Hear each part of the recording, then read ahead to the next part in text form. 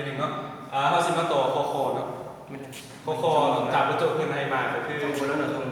มีแวน2แวนเนาะที่ประกอบกันเป็น60องศาโดยมีบรรทุกจริงมาตั้งไว้อยู่หน้าแวนทำส่งอย่างนี้ถามว่าจะเกิดมีจักรคู่ในกรณีที่ว่าเขาเอาบรรทุกจริงมาตั้งไว้อยู่หน้าแวนทำส่งเนาะอันนี้เป็นสูตรเนาะเขาบอกว่ามุกอัลฟาต้อง10เหมือนบล็อกกรณีแวน2แวนมันประกอบกันเราจะมาแทนใส่สูตรเลยเท่ากับหาคู่เหมือนบล็อกแล้วเขาจะพูดว่ามันเท่ากับหาคู่แทนบวกกับจะมาสร้างแทนคู่เนาะกรณีที่บรรทุกจริงเนาะมาตั้งอยู่หน้าเบนสองเราจะมาศึกษาหน้าเบนที่หนึ่งก่อนนะเบนที่หนึ่งก่อนเราจะสร้างรัศมีแสงฮอดเข้าไปต่างสาบครับหน้าเบนที่หนึ่งแล้วสังเกตเห็นว่ามันจะเกิดมีรัศมีแสงสะท้อนขึ้นอยู่หลังเบน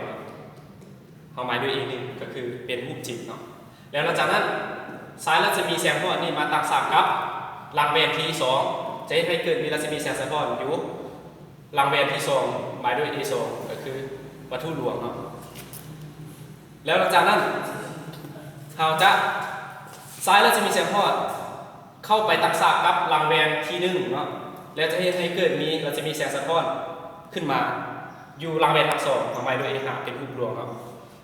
อันนี้เป็นการศึกษารัศมีแสงที่หนึ่งเนาะแล้วมาสมาต่อรัศมีแสงที่สองกรณีเอาซ้ายรัศมีแสงจากวัตถุเนาะวัตถุจริงอยู่นี่เข้าหานาเวนที่สองแล้วเทสให้เกิดนี้รัศมีแสงสะท้อนเนาะขึ้นมาอยู่หลังเวนที่สองนี่เอามาด้วย A3 เป็นรูปจริงหมายความว่าระยะในนี้หานี่นี่หานี่และนี่หานี่เท่ากันเนาะแล้วหลังจากนั้นเขาจะสายรัศมีแสง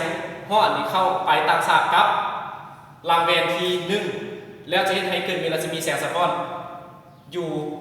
หลังเวนที่หนึ่งเนาะเอาไม้ด้วย AC เป็นวัตถุรวมแล้วหลังจากนั้นเนาะเราสังเกตเห็นว่า AC นี่มันตั้งฉากกับหลังเวนที่สองเนาะแล้วเขาจะสายรัศมีแสงฮอดเข้าไปตั้งฉากกับหลังเวนที่สองแล้วจะเกิดมีรัศมีแสงสะท้อนเข้าไปเต็งกับ A5 เนาะจะได้เป็นรูปรวม